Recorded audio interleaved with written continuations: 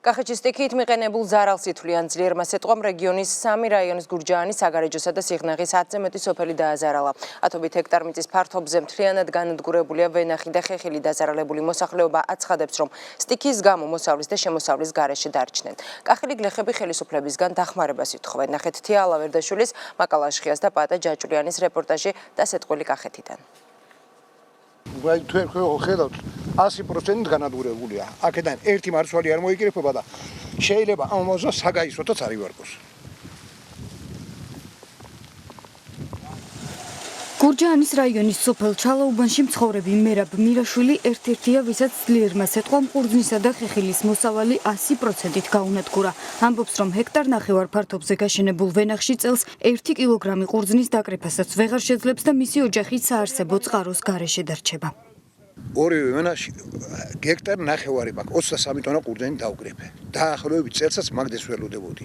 წელს სახში მისატანი ყურძენი არ მექნება. ისია დასეტყვილი რომ აქედან ერთ კიც ვერ მომწყვეტა და ვერ წავიდა. აი ისია.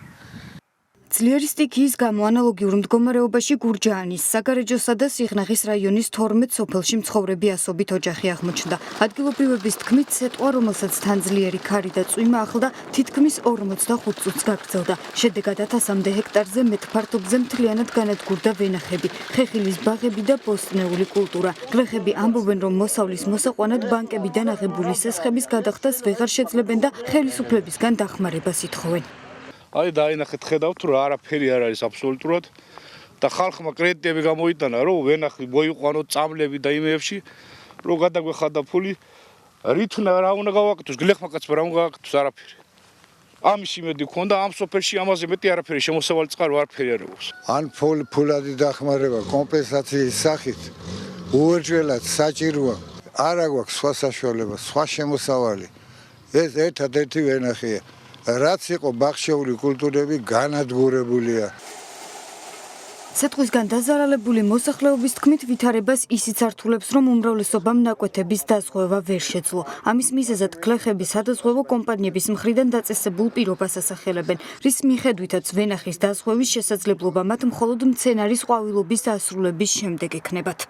სადაზღვევო კომპანიებს ჩალაუბნის მოსახლეობამ ბევრმა მიაკითხა, მაგრამ სადაზღვევო კომპანიებმა გამოისტუმრეს უარით, იმიტომ რომ დააზღვევდნენ იმ შემთხვევაში, როდესაც ყურძენი გამოვიდოდა ყვავილობიდან და გამოიხურულებოდა. ასე გამოისტუმრეს, ფაქტის სახეზეა, რომ ყვავილობამდე ვენახები ვეღარ მივიდა. სოფლის მეურნეობის პროექტების მართვის სააგენტოში ადასტურებენ, რომ ამ ეტაპზე დაზღვევა მცენარის ყვავილობის დასრულების შემდეგ ხდება. თუმცა მათი თქმით უკვე მუშაობენ პროექტზე, რომელიც გლეხს საშუალებას მისცემს მოსავალი ადრეულ ეტაპზევე დააზღვიოს.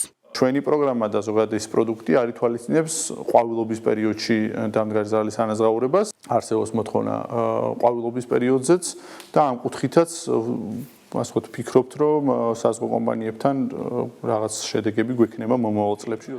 სოფლის მეურნეობის მინისტრი კახელი გლეხების დასახმარებლად ახალი ინიციატივის შემუშავებას გეგმავს.